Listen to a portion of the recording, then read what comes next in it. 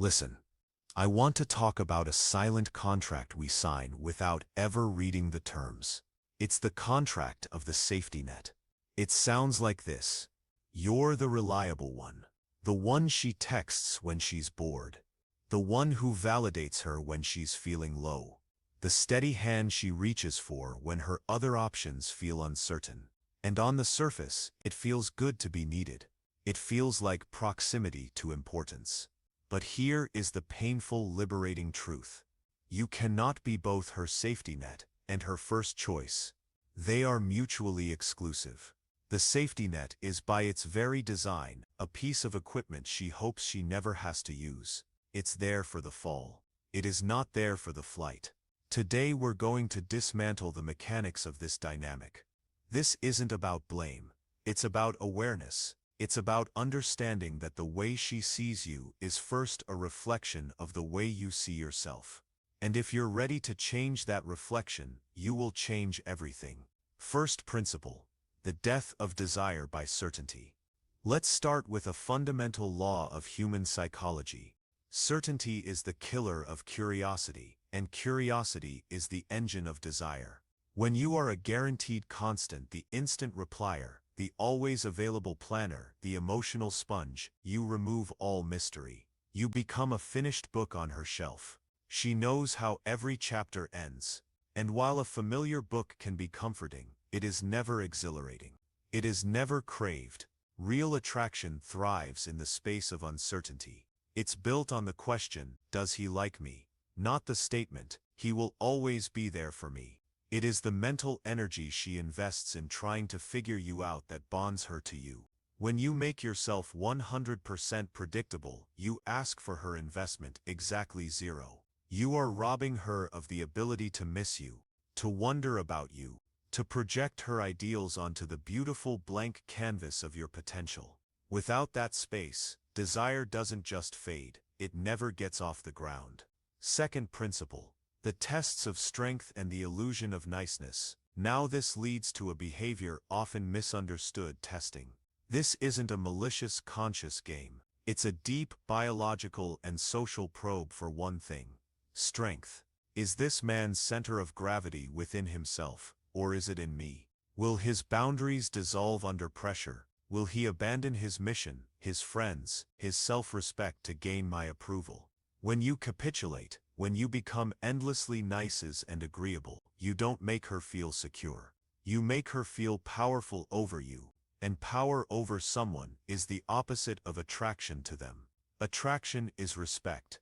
It's looking at a man and thinking, his integrity is non-negotiable. He would walk away before he let me, or anyone, diminish him. This nice guy's persona isn't kindness. Kindness is a strength given from a place of abundance.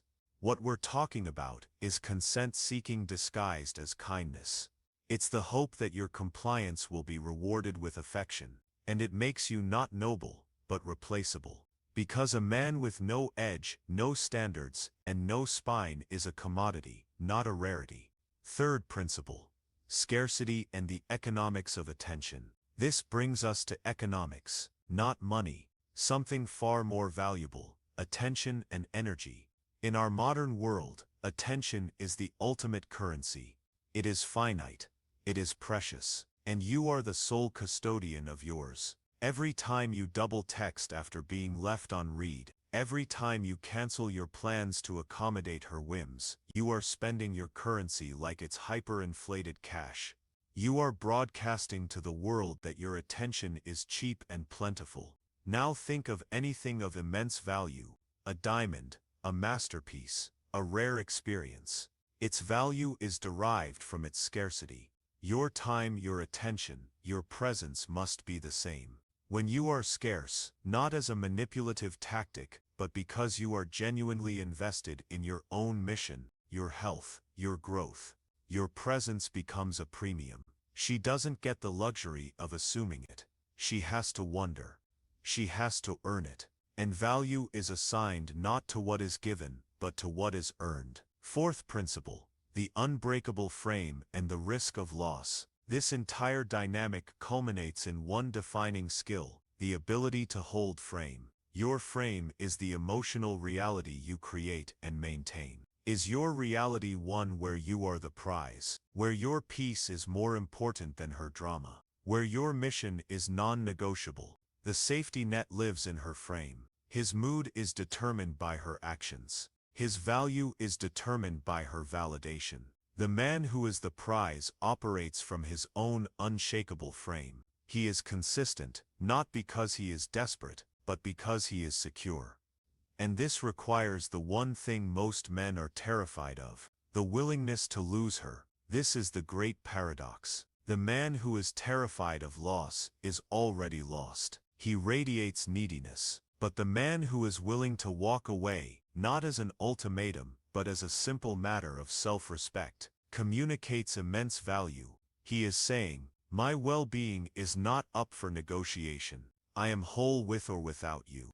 That is not a threat. It is a statement of fact, and that is the bedrock of genuine respect. The synthesis, from option to obligation. So, how do we synthesize this? It's not about learning tricks. It's about a fundamental identity shift. Stop being the man who asks for a seat at her table. Become the man who is building his own table, a table of purpose, integrity, and abundance, and allowing her the privilege of joining you there. You move from seeking her validation to conducting your own validation. You are the judge of your own worth. This transforms you from an option, an interchangeable part in her life, to an obligation, not an obligation to her, but an obligation to a higher standard. You become obligated to your purpose, to your peace, to your principles. And a woman doesn't choose a man like that. She aligns herself with him. She earns her place in his world.